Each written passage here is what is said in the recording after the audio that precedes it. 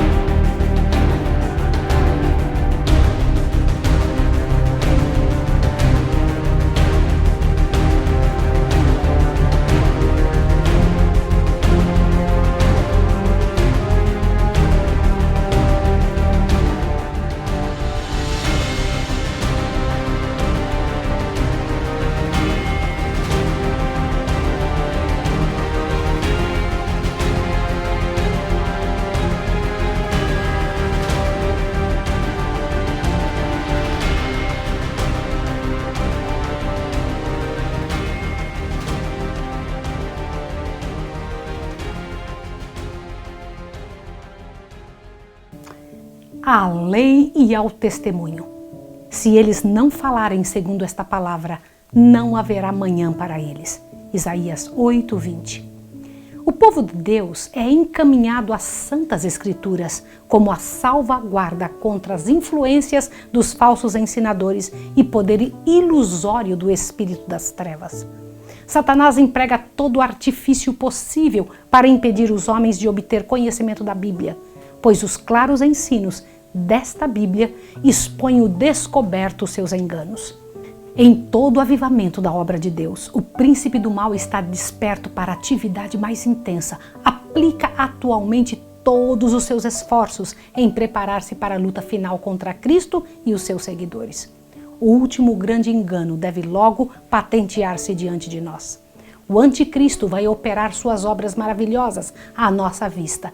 Tão meticulosamente a contrafação se parecerá com o verdadeiro que será impossível distinguir entre ambos sem o auxílio das Escrituras Sagradas. Irmãos, não adianta. Sem a Bíblia não vai ser possível. Nossa única salvaguarda é saber e entender o que está escrito na Palavra de Deus. Por isso que precisamos tanto estudar. Pelo testemunho da Palavra de Deus, toda declaração, todo prodígio deve ser provado. Os que se esforçam por obedecer a todos os mandamentos de Deus defrontarão oposição e escárnio. Apenas em Deus eles conseguirão subsistir. A fim de suportarem a prova que diante deles está, devem compreender a vontade de Deus como se acha revelado exatamente em sua palavra. Somente assim poderão honrá-lo, unicamente assim, tendo uma concepção correta de seu caráter, do seu governo, de seus propósitos e agindo de acordo com estes. Pessoa alguma, a não ser os que se fortalecem o espírito com as verdades das Escrituras, poderá resistir no último grande conflito. A toda alma virá inquiridora prova. Obedecerei a Deus, de preferência aos homens? A hora decisiva está mesmo agora às portas. Estão nossos pés firmados na rocha da imutável palavra de Deus? Estamos preparados para permanecer firmes em defesa dos mandamentos de Deus e da fé de Jesus? Essas são perguntas que você deve fazer. São perguntas que devem estar em seu coração. Observe esta parte do livro Grande Conflito. Antes de sua crucifixão, o Salvador explicou a seus discípulos que ele deveria ser morto e do túmulo ressuscitar. Anjos estavam presentes para gravar-lhe suas palavras na mente e no coração. Mas os discípulos aguardavam um livramento temporal do jugo romano e não podiam tolerar a ideia de que aquele em quem se centralizavam todas as suas esperanças devesse sofrer uma morte ignominiosa. As palavras de que necessitavam lembrar-se fugiram-lhe do espírito, e ao chegar o tempo da prova, essa os encontrou desprevenidos. A morte de Cristo destruiu-lhes tão completamente as esperanças como se ele não os houvesse advertido previamente. Assim, nas profecias, o futuro se panteteia diante de nós tão claramente como se revelou aos discípulos pelas palavras de Cristo. Ouça agora esta parte, em nome de Deus. Os acontecimentos ligados ao final do tempo da graça e obra de preparo para o período de angústia acham-se claramente apresentados. Multidões, porém, não possuem maior compreensão dessas importantes verdades do que teriam se nunca houvessem sido reveladas. Satanás vigia para impedir toda impressão que os faria sábios para a salvação, e o tempo de angústia os encontrará sem o devido preparo. Quando Deus envia aos homens advertências tão importantes, que são representadas como proclamadas por santos anjos a voar pelo meio do céu, ele requer que toda pessoa dotada de faculdade de raciocínio atenda a essa mensagem.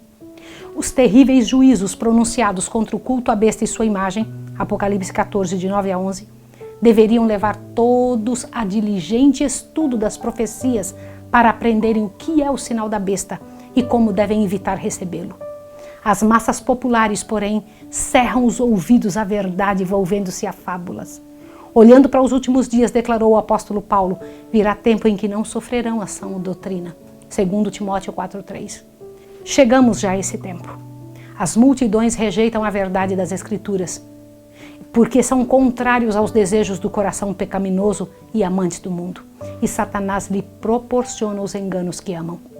Mas Deus terá sobre a terra um povo que, mantendo a Bíblia e a Bíblia só como norma de todas as doutrinas e base de todas as reformas, as opiniões de homens ilustrados, as deduções da ciência, os credos ou decisões dos concílios eclesiásticos, tão numerosos e discordantes como são as igrejas que representam a voz da maioria, nenhuma destas coisas, nem todas em conjunto, deveriam considerar-se como prova em favor ou contra qualquer ponto da fé religiosa. Antes de aceitar qualquer doutrina ou preceito, devemos pedir em seu apoio um claro, assim diz o Senhor. Está na Bíblia? Se não estiver na Bíblia, não se aceita. Satanás se esforça constantemente por atrair a atenção para o homem em lugar de Deus. Induz o povo a olhar para os bispos, para os pastores, para os professores de teologia, como se fossem seus guias, em vez de examinarem as Escrituras a fim de, por si mesmos, aprenderem seu dever. Então, dominando o espírito desses dirigentes, pode influenciar a multidão de acordo com a sua vontade. Quando Cristo veio para falar as palavras da vida, o povo comum o ouvia alegremente e muitos, mesmo dos sacerdotes e príncipes, creram nele. Mas os principais do sacerdócio e os primeiros homens da nação estavam decididos a condenar e repudiar-lhe os ensinos. Fossem embora frustrados todos os seus esforços para encontrar acusação contra ele e sem mesmo poder fugir à influência do poder e sabedoria divinos que acompanhavam as suas palavras, encerraram-se todavia no preconceito, rejeitaram a mais clara evidência de seu caráter messiânico, receosos de que fossem constrangidos a se tornar seus discípulos. Esses oponentes de Jesus eram homens que o povo desde a infância fora ensinado a reverenciar, a cuja autoridade se havia acostumado implicitamente a curvar-se. Como é, perguntavam eles, que nossos príncipes e doutos escribas não creem em Jesus? Não receberiam estes homens pios se ele fosse Cristo? Foi a influência desses ensinadores que levou a nação judaica a rejeitar seu Redentor. Agora observe isso daqui. O espírito que atuava naqueles sacerdotes e príncipes é ainda manifesto por muitos que fazem alta profissão de piedade. Recusam-se a examinar o testemunho das Escrituras concernente às verdades especiais para este tempo. Apontam para o seu número, riqueza e popularidade e olham com desdém os defensores da verdade, sendo estes poucos, pobres e impopulares, tendo uma fé que os separa do mundo. Cristo previu que o fato de acatar da autoridade a que se entregavam os fariseus e escribas não cessaria com a dispersão dos judeus. Com um olhar profético, viu a obra de exaltação da autoridade humana com o fim de reger a consciência, a qual tem sido para a igreja uma terrível maldição em todos os tempos. Em suas tremendas acusações aos escribas e fariseus, bem como as advertências ao povo para que não se seguisse aqueles guias cegos, foram registrados um aviso às gerações futuras. A Igreja Romana reserva ao clero o direito de interpretar as Escrituras. Sob o fundamento de que unicamente os eclesiásticos são competentes para explicar a palavra de Deus, é esta vedada ao povo comum. Conquanto a reforma fizesse acessível a todos a Escritura, o mesmíssimo espírito que Roma manteve impede também as multidões nas igrejas protestantes de examinarem a Bíblia por si mesmas. São instruídas a aceitar os seus ensinos conforme são interpretados pela igreja, e há milhares que não ousam receber outra coisa contrária ao seu credo ou ao ensino adotado por sua igreja, por mais claro que esteja revelado nas Escrituras. Infelizmente, essa é a verdade. Chega, me dói falar disso. Muita gente você mostra na Bíblia, você fala com clareza, elas dizem, não, mas meu pastor não disse isso. Mas você mostra, não, mas o padre não disse isso. Apesar de achar-se a Bíblia cheia de advertências contra os falsos ensinadores, muitos há que estão pondo a confiar ao clero a guarda de sua alma. Existem hoje milhares de pessoas que professam ser religiosas e, no entanto, não podem dar outra razão para os pontos de sua fé a não ser os haverem sido instruídos pelos seus dirigentes espirituais. Você já viu pessoas fazerem isso? Pessoas que dizem assim, que comentam assim, por que você crê no que crê? Aí a resposta deles é, eu aprendi na minha igreja, eu aprendi do... Nunca podem explicar pela Bíblia, mas aprendi do padre, aprendi... Não sabem dizer pela palavra de Deus.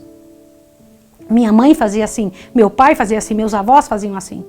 Isso não é uma razão para se acreditar. Se não está na Bíblia, por que se crê? Passam pelos ensinos do Salvador quase sem os notar e depositam implícita confiança nas palavras dos ministros. São, porém, infalíveis os ministros? Como podemos confiar nossa alma à sua guia, a menos que saibamos que pela palavra de Deus é que são portadores de luz? A falta de coragem moral para sair da trilha batida do mundo leva muitos a seguirem as pegadas dos homens ilustrados e, pela relutância em examinarem por si mesmos, estão se tornando desesperançosamente presos nas cadeias do erro. Veem que a verdade para esse tempo é claramente apresentada na Bíblia e sentem até o poder do Espírito Santo acompanhando sua proclamação. Permitem, todavia, que a oposição do clero os desvie da luz.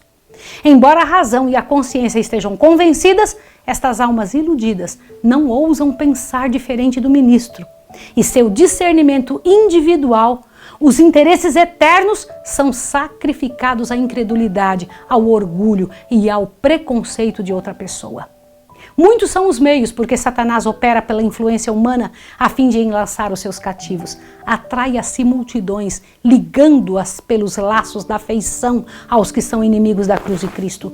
Seja qual for essa ligação, paternal, filial, conjugal ou social, o efeito é o mesmo. Os inimigos da verdade exercem sua força no sentido de reger a consciência e as almas postas sob seu domínio não têm coragem ou independência suficiente para obedecer às suas próprias convicções do dever. Eu vou ler para você essa parte agora. A verdade e a glória de Deus são inseparáveis. É-nos impossível, com a Bíblia ao nosso alcance, honrar a Deus com opiniões errôneas. Muitos alegam que não importa o que a igreja creia, se tão somente sua vida for correta. Mas a vida é moldada pela fé. Se a luz e a verdade estão ao nosso alcance e negligenciamos aproveitar o privilégio de ouvir e vê-las, virtualmente as rejeitamos. Estamos a escolher as trevas em lugar da luz. Há caminho que parece direito ao homem, mas o seu fim são caminhos de morte. Provérbios 16, 25.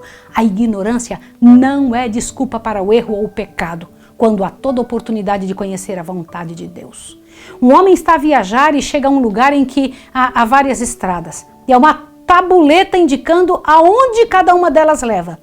Se desatende à indicação da tabuleta, tomando qualquer caminho que lhe pareça direito, poderá ser muito sincero, mas ele vai se encontrar com toda a probabilidade de caminho errado. Sim ou não? Assim é na vida. Deus nos deu a sua palavra para que pudéssemos familiarizar-nos com seus ensinos e saber por nós mesmos o que ele quer de nós. Quando o doutor veio a Jesus com a pergunta: "Que farei para herdar a vida eterna?", o Salvador lhe referiu as Escrituras, dizendo: "Que está escrito na lei? Como lês?" A ignorância não desculpará jovens ou velhos, nem os livrará do castigo devido pela transgressão da lei de Deus, pois tem ao alcance uma exposição fiel daquela lei que seus princípios e requisitos. Não basta termos boas intenções, não basta fazermos o que se julga ser direito ou o que o ministro diz correto.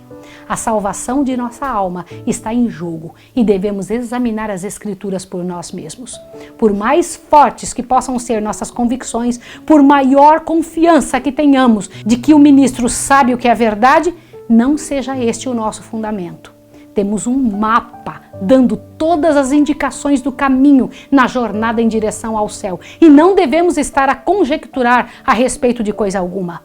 O primeiro e mais elevado dever de todo ser racional é aprender das Escrituras o que é a verdade e então andar na luz, animando outros a lhe seguirem o exemplo. Devemos dia a dia estudar a Bíblia diligentemente, ponderando todo o pensamento e comparando passagem com passagens. Com o auxílio divino, devemos formar nossas opiniões por nós mesmos, visto termos de responder por nós mesmos perante Deus. Isso é muito sério. Eu vou ler mais um pedacinho para que você compreenda a seriedade. As verdades mais claramente reveladas nas Escrituras Sagradas têm sido envoltas em dúvida e treva pelos homens doutos, que com pretensão de grande sabedoria, ensinam que a Escritura tem um sentido místico, secreto, espiritual, que não transparece na linguagem pregada. Estes homens são falsos ensinadores. Foi a classe que Jesus declarou: "Errais vós, em razão de não saberdes da Escritura e nem do poder de Deus", Mateus 12:44. A linguagem da Bíblia deve ser explicada de acordo com seu claro sentido, a menos que seja empregado um símbolo ou uma figura. Cristo fez a promessa: se alguém quiser fazer a vontade dele, pela mesma doutrina conhecerá se ela é de Deus. São João 7,17. Cumpre-nos exercer todas as faculdades do Espírito no estudo das Escrituras e aplicar o intelecto em compreender as profundas coisas de Deus, tanto quanto possam fazer os mortais. Não devemos, contudo, nos esquecer de que a docilidade e a submissão da criança é o verdadeiro espírito do aprendiz. As dificuldades encontradas nas Escrituras jamais podem ser dominadas pelos mesmos métodos que se empregam em se tratando de problemas filosóficos. Nós não podemos e nem devemos empenhar no estudo da Bíblia com aquela confiança em nós mesmos que tantas vezes penetram nos domínios da ciência, mas sim com devota dependência de Deus e sincero desejo de saber a sua vontade. Cheguemo-nos com espírito humilde e dócil para obter conhecimento do grande Eu Sou. De outro modo, anjos maus vão nos cegar o espírito e nos endurecer o coração para que não sejamos impressionados pela verdade. Muitas porções das Escrituras que homens muito sábios declaram ser mistério ou que não consideram como tendo importância estão repletas de conforto e de instrução para aqueles que querem aprender na escola de Cristo. Um dos motivos por que muitos teólogos não têm compreensão mais clara da palavra de Deus é o cerrarem os olhos às verdades que não desejam praticar. O compreender a verdade bíblica não depende tanto do vigor do intelecto, posto à pesquisa, como da singeleza de propósito, do fervoroso anelo pela justiça. Nunca se deve estudar a Bíblia sem oração. Somente o Espírito Santo nos pode fazer compreender a importância das coisas fáceis de se perceberem, ou impedir-nos de torcer verdades difíceis de serem entendidas. É o mistério dos anjos celestiais preparar o coração para de tal maneira compreender a palavra de Deus que fiquemos encantados por sua beleza, admoestações por suas advertências ou animados e fortalecidos por suas promessas. Façamos nossa petição do salmista: desvenda os meus olhos para que veja as maravilhas de tua lei. Salmo 119:18. As tentações muitas vezes parecem irresistíveis, porque pela negligência da oração e o estudo da Bíblia, o que é tentado não pode facilmente lembrar-se das promessas de Deus e enfrentar Satanás com as armas das Escrituras. Anjos, porém, acham-se em redor dos que estão desejosos de serem ensinados nas coisas divinas, e no tempo de grande necessidade lhes trarão à lembrança as mesmas verdades de que necessitam. Assim, vindo o inimigo como uma corrente de águas, o Espírito do Senhor arvorará contra ele a sua bandeira. Isaías 59, 19. Jesus prometeu a seus discípulos, aquele Consolador, o Espírito Santo, que meu Pai enviará em meu nome, esse vos ensinará todas as coisas e vos fará lembrar de tudo que vos tenho dito. São João 14, 26. Mas os ensinos de Cristo devem previamente ser armazenados aonde? Na memória, a fim de que o Espírito de Deus nos traga a lembrança no tempo de perigo. Escondi a tua palavra no meu coração, para não pecar contra ti, disse Davi. Salmo 119, 11.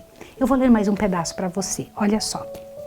Diz assim: todos os que dão valor aos seus interesses eternos devem estar de sobreaviso contra as incursões do ceticismo. Os próprios fundamentos da verdade serão assaltados. É impossível conservarmos-nos fora do alcance dos sarcasmos e sofismas, dos ensinos insidiosos e pestíferos da incredulidade moderna. Satanás adapta suas tentações a todas as classes, assalta o analfabeto com motejo ou zombaria, enquanto enfrenta o que é educado com objeções científicas a raciocínio filosófico, igualmente calculados a suscitar desconfiança nas Escrituras ou desdém por elas. Mesmo jovens de pouca experiência têm a presunção de insinuar dúvidas relativas aos princípios fundamentais do cristianismo. E essa juvenil incredulidade, trivial como é, tem sua influência. Muitos são levados a zombar da fé de seus pais e a fazer agravo ao Espírito da graça. Hebreus 10, 29. Muita vida que prometia ser uma honra a Deus e uma bênção ao mundo foi levada pelo detestável hálito da incredulidade. Todos os que confiam nas jactanciosas decisões da razão humana, imaginando poder explicar os mistérios divinos e chegar à verdade desajudados pela sabedoria divina, acham-se enredados na cilada de Satanás. Estamos vivendo no período mais solene da história deste mundo. O destino das imensas multidões da terra está prestes a decidir-se. Nosso próprio bem-estar futuro e também da salvação de muitas almas dependem do caminho que agora estamos seguindo. Necessitamos ser guiados pelo Espírito da verdade.